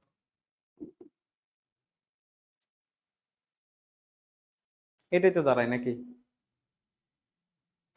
সো এই অঙ্কটা আমরা শর্টকাটে খুব সহজে করতে পারি। খুব সহজে করতে পারি, চলেন সেটা দেখাই। প্রথমত স্যার আমরা গোলকের আয়তন বের করবো, তিনটার আয়তন বের করব। তাহলে এই গোলকের ব্যাসার্ধ যদি 3 সেন্টিমিটার হয়, তাহলে এটার আয়তনটা কত? গোলকের আয়তন বের করার সূত্রটা কিন্তু একদম সোজা, 4/3 পাই আর কিউব। মনে আছে না স্যার? এটা গোলকের আয়তন বের করার সূত্র, জাস্ট এই জায়গার মধ্যে ব্যাসার্ধ বসাই দিলে আয়তন চলে আসবে। এভাবে তিনটা গোলকের আয়তন বের করে। প্রথম গোলকের আয়তন, প্রথম গোলকের আয়তন 4/3 পাই × 3 কিউব। আর এককটা অবশ্যই লিখবেন ঘন সেন্টিমিটার। ওকে। দ্বিতীয় গোলকের আয়তন 4/3 পাই, ব্যাসার্ধ কত স্যার? পরেরটা 4, তাহলে এখানে 4 কিউব লিখবেন। তৃতীয় গোলকের আয়তন সমান সমান 4/3 পাই 5 কিউব। এখন একটু এই তিনটা গলাই তো স্যার আপনি এটা বানাইছেন নাকি? এই তিনটার সংমিশ্রণে এটা বানানো হয়েছে। তাহলে এখন মনে করি যে নতুন গোলকের ব্যাসার্ধ হচ্ছে 8। ধরে নিই আমরা, হ্যাঁ। লিখবেন দড়ি, নতুন গোলকের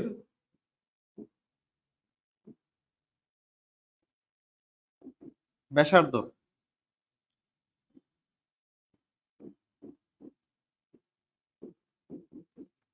8 সেন্টিমিটার। বাংলার মধ্যে ইংরেজি লিখছি, খারাপ দেখা যায়, হ্যাঁ। এখন কি লিখবো? নতুন গোলকের আয়তন 4/3 পাই আর কিউব। এখন একটা শর্ত কি স্যার সাজানো যায় না? যে শর্ত মতে, কি শর্ত মতে? এই তিনটার আয়তন মানে এই তিনটা মিলাই যেহেতু এটা বানাইছেন, তার মানে এই তিনটার আয়তনের যোগফল সমান সমান এইটা। যেহেতু আমরা তিনটা মিলায়া এটা বানাইছি, তার মানে এই তিনটার আয়তনের যোগফল সমান সমান এইটা। তাহলে এই শর্তটা এখানে লিখে দেন। শর্ত মতে নতুনটার আয়তন কত? 4/3 পাই আর কিউব। ওকে, পুরাতন তিনটার আয়তন কত স্যার? এটা না, এই তিনটাই যোগ করেন। 4/3 পাই 3 কিউব প্লাস 4/3 পাই 4 কিউব প্লাস 4/3 পাই 5। ওকে স্যার, পরবর্তীতে কি করবেন স্যার? একটা জিনিস কমন নেওয়া যায় এই তিনটার মধ্যে, দেখেন এখানে এই যে 4/3 পাই, এখানেও 4/3 পাই আছে, এখানেও 4/3 পাই আছে, তার মানে এটা কমন নেওয়া যায়। 4/3 পাই যদি কমন নেই তাহলে এখানে থাকবে 3 cube plus 4 cube plus 5 cube. Okay, আর এই পাশে থাকে কত? 3 পাই বাই 4। ওকে স্যার, এখন কাটাকাটি করার পালা। 4/3 4/3 কাটা যায়, পাই আর পাই কাটা যায়, হ্যাঁ। তার মানে আর কিউব সমান হচ্ছে 3 কিউব মানে কত স্যার? 27। 4 কিউব মানে কত স্যার? 64। ওকে, আর 5 কিউব মানে কত স্যার? 125 মিনিট। ক্যালকুলেশন করে একটু দেখেন আপনারা, এটাই হওয়ার কথা। তারপরে কত আসবে? 216 আসে, এরকম আসার কথা মেবি। এখন এই পাশে যে কিউবটা ছিল সেটা আপনি তুলে ওই পাশে নিয়ে যাবেন, ঘন কিউব রুট করবেন, দেখবেন কত আসবে স্যার? 6 আসবে। ঠিক আছে, তাহলে 6 সেন্টিমিটার। তাহলে এই নতুন গোলকের ব্যাসার্ধ হচ্ছে 6 সেন্টিমিটার। এই স্যার, এই হচ্ছে আপনার ম্যাথ, এই হচ্ছে আপনার গণিত, এই হচ্ছে আপনার অঙ্ক। আমরা ঘনবস্তু থেকে একটা ম্যাথ আপনাদেরকে দিই, হ্যাঁ। আয়তাকার ঘনবস্তু, এটা হচ্ছে কত চ্যাপ্টার স্যার? এটা হচ্ছে আপনাদের চ্যাপ্টার 5। চ্যাপ্টার 5 থেকে আপনাদেরকে একটা ম্যাথ দিচ্ছি আমি, ঠিক আছে। দুইটা ম্যাথ দিই এখান থেকে। আয়তাকার ঘনবস্তু থেকে পরীক্ষায় প্রশ্ন আসে, প্রতিবারই আসে, হ্যাঁ। এবারও আসবে, এবারও তার ব্যতিক্রম না। দেখেন,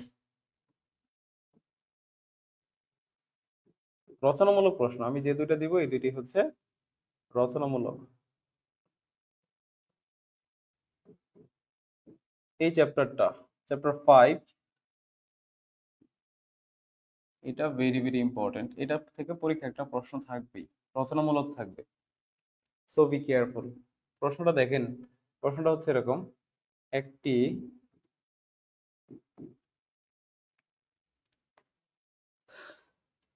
ডাকনা সহ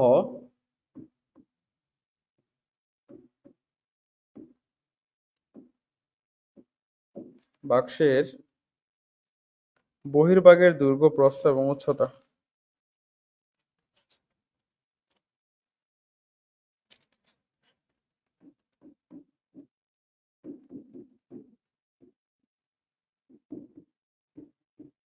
উচ্চতা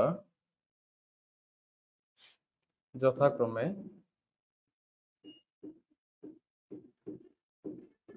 10 সেন্টিমিটার, 9 সেন্টিমিটার, 7 সেন্টিমিটার।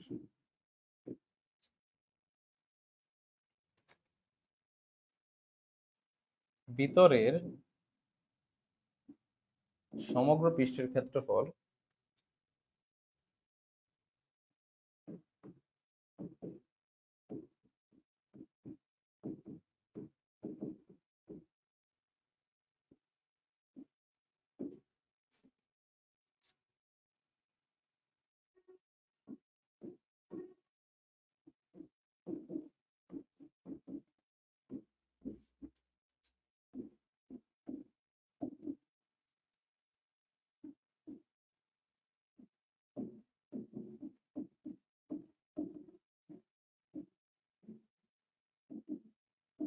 প্রশ্ন আমরা একটু পড়ি ভালো করে, হ্যাঁ।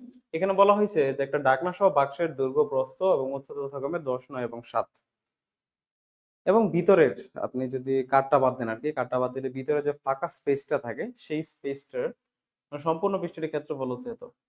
ঠিক আছে, তাহলে কাঠের পুরুত্ব কত, অর্থাৎ যে কাঠটা দিয়ে আপনি বক্সটা বানাইছেন সেই কাঠের পুরুত্বটা কত সেটা আপনাকে বের করতে বলছে। এই হচ্ছে একটা math, this is very very important. আমরা এটাকে 3 স্টার দিয়ে রাখতে পারি। এন্ড দেন আমরা আরেকটা কোশ্চেনের কথা বলছিলাম এখান থেকে, চলেন স্যার আমরা সেই কোশ্চেনটা আপনাদেরকে দিয়ে দিই। আমরা এখান থেকে আরেকটা কোশ্চেন করবো, সেটা হচ্ছে একটা আয়তাকার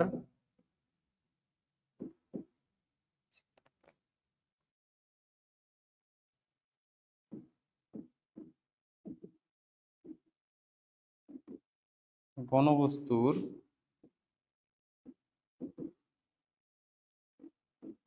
মাত্রাসমূহের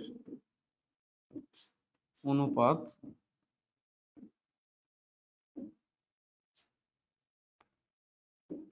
21:16:12 হলে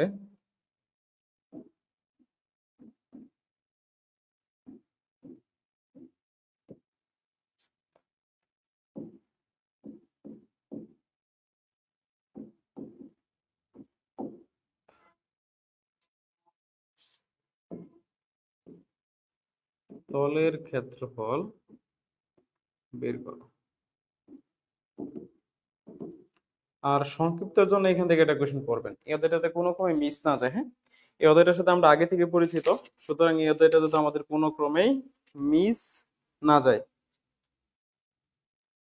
একটি গণকের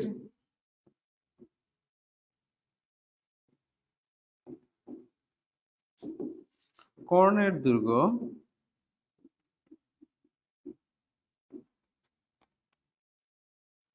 7√3 সেন্টিমিটার হলে আয়তন ও সমগ্র তলের ক্ষেত্রফল বের করো। আয়তন ও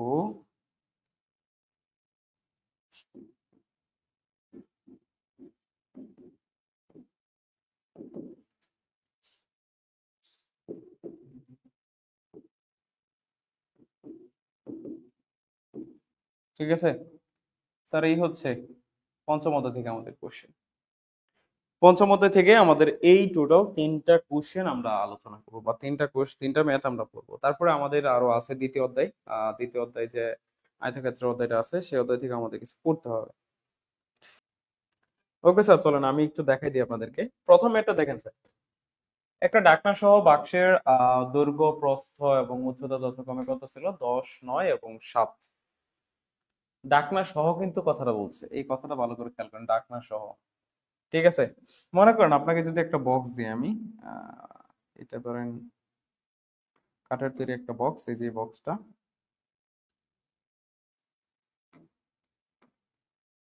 3D ডায়াগ্রাম অঙ্কন করি নাকি? 3D ছাড়া তো বোঝা যাবে না।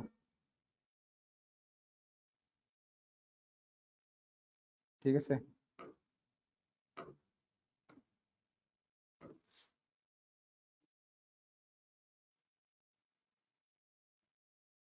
এটা মনে করেন একটা কাঠের তৈরি একটা বাক্স আছে আমাদের এখানে। বাক্সটা হচ্ছে এরকম, এটাকে একটা বক্স চিন্তা করা যায় নাকি? এখন আপনি যে কাঠের তৈরি বক্সটা তৈরি করছেন, এটার আবার ডাক নাও কিন্তু আছে। তাহলে এটা যদি একটা আয়তাকার ঘনবস্তু, এটার অভিয়াসলি দৈর্ঘ্য আছে, প্রস্থ আছে নাকি? প্রস্থ বি ধরি, উচ্চতা সি চিন্তা করি।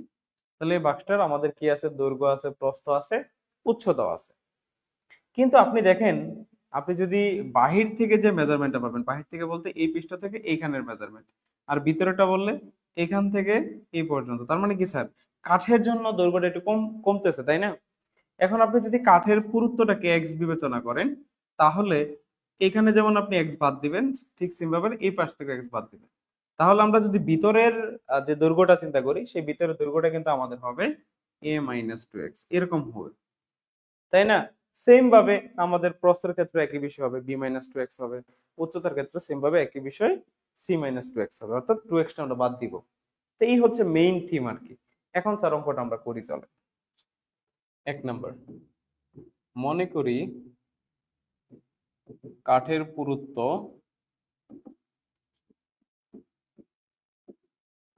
সমান 1 সেন্টিমিটার। তাহলে ভিতরের, আমি কিন্তু বাহিরের আলোচনা করতেছি না, হ্যাঁ, ভিতরের দৈর্ঘ্য কত হবে এটাই ধরলাম, তাহলে ভিতরের দৈর্ঘ্য এমনি বাহিরের দৈর্ঘ্যটা কত ছিল স্যার? দেখেন, আমরা যদি একটা বক্সের কথা চিন্তা করি, তাহলে এটার বাহিরের দৈর্ঘ্য আর ভিতরের দৈর্ঘ্য কি স্যার সেম হয় কখনো? না স্যার। দেখেন, আমাদের বাহিরের দৈর্ঘ্য কিন্তু এখান থেকে এই পর্যন্ত। এটাকে আমরা কি চিন্তা করছি স্যার? এটা হচ্ছে আমাদের 10 সেন্টিমিটার, এটা বলাই আছে, এটা হচ্ছে 10 সেন্টিমিটার বাহিরের মেজারমেন্টটা। বাট ভিতরে যখন মেজারমেন্ট দিবেন আপনি, ভিতরের মেজারমেন্ট স্যার কতটুকু? এই যে এখান থেকে এই যে এই পর্যন্ত, এই যে এইটুকু স্যার। তাহলে এইটুকু কি 10 হবে? না স্যার, কমবে। কতটুকু কমবে? আপনি এই যে যে কাঠটা আছে স্যার, এই কাঠের পুরুত্ব কত ধরছেন? এক্স। তাহলে এই পাশে কাঠের পুরুত্ব কত ধরছেন? এক্স। তাহলে 10 থেকে দেখেন তো, এই পাশে একটা এক্স বাদ, এই পাশে একটা এক্স বাদ, কয়টা এক্স বাদ গেল স্যার? দুইটা এক্স বাদ গেছে। সো আমরা লিখতে পারি ভিতরের দৈর্ঘ্য হবে 10 মাইনাস 2x সেন্টিমিটার। আশা করি বুঝতে পারছেন। সেম ভাবে ভিতরের প্রস্থ 9 মাইনাস 2x। সেম ভাবে ভিতরের উচ্চতা বা গভীরতা c is equal to 7 minus 2x centimeter. এরপরে স্যার কি করবেন? সুতরাং সমগ্র পৃষ্ঠের ক্ষেত্রফল, এটা কেন ভিতরের পৃষ্ঠটাই কেন বার করতেছি? কারণ আমাদের সমগ্র পৃষ্ঠের যে ক্ষেত্রফলটা দেওয়া আছে, এটা কিন্তু ভিতরেরটার দেওয়া আছে স্যার, বাহিরেরটা দেওয়া নাই। এই কারণে আমরা ভিতরেরটা বের করতেছি, ভিতরের সমগ্র পৃষ্ঠের ক্ষেত্রফল।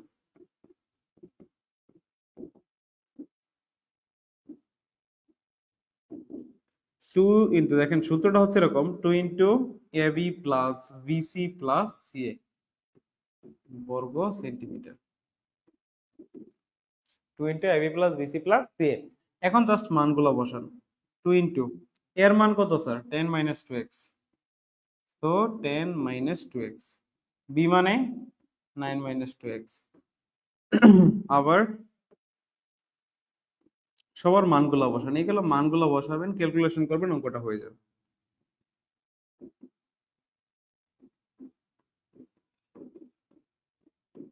ওকে, এই হচ্ছে আর কি বিষয়টা। পরবর্তীতে আমরা স্যার কি করব? পরের কাজটা কি বলেন তো স্যার? পরের কাজটা হচ্ছে এখানে ক্যালকুলেশন করা, আর কিছু না। এখানে আমরা সবগুলো গুণ করব, ক্যালকুলেশন করব, এইটুকুই হচ্ছে আমাদের কাজ। তাহলে এটা তো আশা করি নিজেরাই করা যাবে নাকি? এইটুকুর মধ্যে গুণ করেন তো, কত হবে? 9×10⁻90 minus 20x minus 18x plus 4x square. Same ভাবে এটা গুণ করেন, 7×63 minus 18x minus 14x plus 4x square. এইটুকু গুণ করেন, কত আসবে? 7×10⁻70 minus 14x minus 20x plus 4x square. এই তো স্যার, নাকি? একটু যোগ বিয়োগ তো পারেন আশা করি, নাকি? দেখেন তো যোগ বিয়োগ করে কত হয়? এক্স স্কোয়ার কয়টা? 4 4 8 8 4 12, তার মানে এক্স স্কোয়ার হচ্ছে আমাদের 12টা টোটাল। এই যে 12x স্কোয়ার। এরপরে এক্স দেখেন কয়টা আসে স্যার? 20 আর 18 মানে 38। 38 আর এখানে কত হয়েছে স্যার? 32 না? 70 নাকি? 70 আর এখানে হচ্ছে 34, তার মানে 104। তাহলে মাইনাসের 104টা এক্স থাকে। আর যুগের কত হয়? 90 63, দ্যাট মিনস কত হয় স্যার? 153। 153 আর 70 223। 223। এটা আমরা কি পাইলাম স্যার? ভিতরে সমগ্র পৃষ্ঠের ক্ষেত্রফল পেলাম। পরে কি বের করতে হবে? শর্ত মতো দিয়ে স্যার। আমাদের দেখেন বইয়ের মধ্যে কিন্তু সমগ্র তলের ক্ষেত্রফল লেখা ছিল। কত লেখা ছিল স্যার? 262। তাহলে শর্ত মতো দিয়া এইটা সমান সমান 262 লিখে দেন, তাহলে এখান থেকে এক্স এর মান চলে আসবে। শর্ত মতে 2 × 12x square minus 104x plus 223 is equal two 262। এই যে স্যার, আমি বের করছি এইটুকু, আর এটা বইয়ে দেওয়া ছিল। শর্ত মতে এটা সমান সমান এইটা। এখন 2 দ্বারা কাটেন, এটাকে 2 দ্বারা কাটে দিলে কত হবে? 131 বা 12x square minus 104x plus 223 minus 131 is equal two 0। বিয়োগ করেন, কত আসে এখানে বিয়োগ করলে? 2 12 3 বাদ দেন, 9 থাকবে, 192 হয়, তাই না? সরি কেবিন শুধু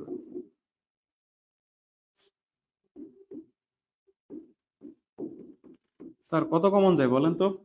4 কমন যায় না? 4ই তো কমন নেওয়া যায় নাকি?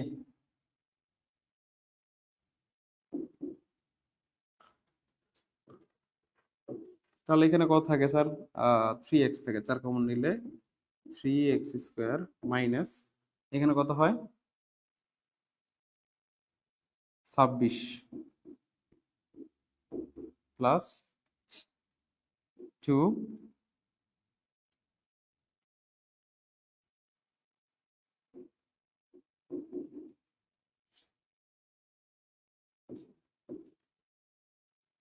তাহলে 4 দ্বারা ভাগ করে দেন। 3x² minus 26x plus 23 is equal two 0। তারপর মিডল ফ্যাক্টর করেন স্যার। 3 আর 23 কত হয়? 69। 69 কে মিডল ফ্যাক্টর করে দিলে তো হয়ে যায়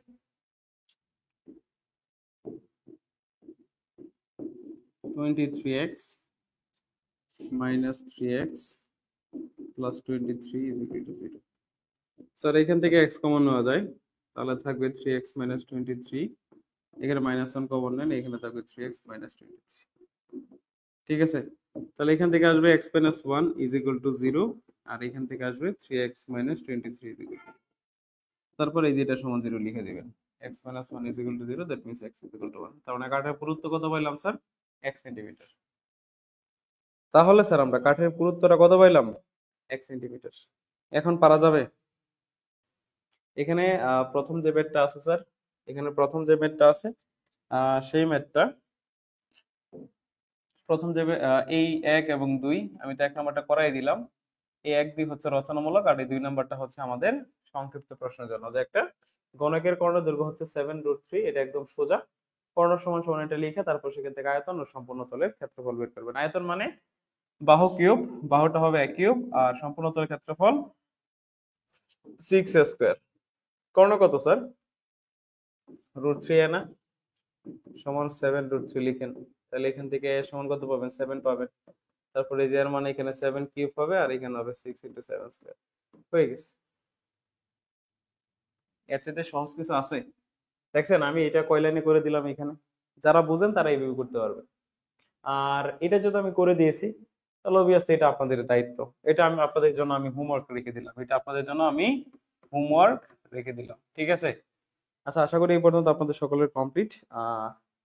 তো আজকে আমরা যে সাজেশনগুলো দিলাম বা যে অঙ্কগুলো করাইলাম, যারা প্রথম থেকে শেষ পর্যন্ত আমাদের সাথে ছিলেন, আশা করি তাদের মোটামুটি একটা উপকার হয়েছে। যেমন আমরা 15 অধ্যায়টা কমপ্লিট করছি, কঠিন একটা অধ্যায় ছিল, সেখান থেকে একটা সাজেশন দিয়ে দিয়েছি এবং অঙ্কগুলো করাই দিয়েছি। তারপরে আমরা কি করলাম স্যার? পঞ্চম অধ্যায় বৃত্তকল্পনা অঙ্ক করলাম। এরপরে আমরা এই যে এখন আয়তাকার ঘনবস্তু, এটা থেকেও দেখাইলাম। ঠিক আছে, তো সব ভালো থাকবেন, সুস্থ থাকবেন। আজকে আমরা এখান থেকে বিদায় নিচ্ছি। আল্লাহ হাফেজ।